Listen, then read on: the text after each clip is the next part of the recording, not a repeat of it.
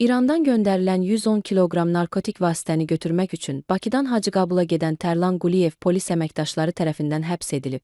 Stop Narkotikas xəbər verir ki, Tərlana narkotiki İrandan Fərid adlı şəxs göndəribmiş. Onların tanışlığı İrana gedən zaman yaranıb. Belə ki, Tərlan İrandan qab-qacaq və digər əşyalar alaraq Bakıya gətirib satırmış. Sonuncu dəfə İrana gedən zaman Fəridin evində qalıblar. Aldıqları malları Bakıya gətirmək istəyən zaman sərhədlər bağlanıb. Ona görə də aldıqları malları Fəridgilin evində qoyaraq Bakıya qayıdıblar. Tərlanın sözlərinə görə pula ehtiyacı olduğu üçün Fəridə zəng edərək aldıqları malları satıb pulunu göndərməsini istəyib. Bu zaman Fərid ona iş təklif edib. İş də narkotik satmaq olub. Özünü qismən təqsirli bilən Tərlan etiraf edib ki, narkotik vasitə istifadəçisi olub. Əlavə edib ki, Fəridin ona qeyd edilən çəkidə narkotik vasitə göndərəcəyini bilmirmiş.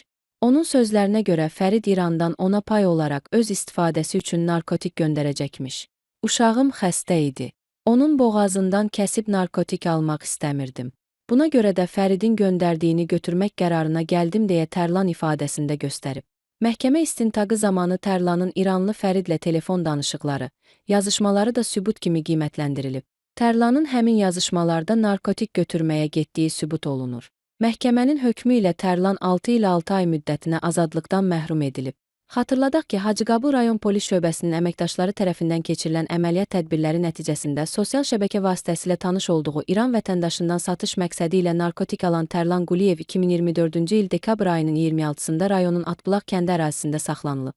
Daxili İşlər Nazirliyinin mətbuat xidmətinin Şirvan regional qrupundan Stop Narkotikaza verilən məlumata görə, adı çəkilən şəxsin üzərinə keçirilən baxış zamanı ümumi çəkisi 2 kiloqrama yaxın olan marixuana, heroin və tiryək aşkarlanaraq götürülüb.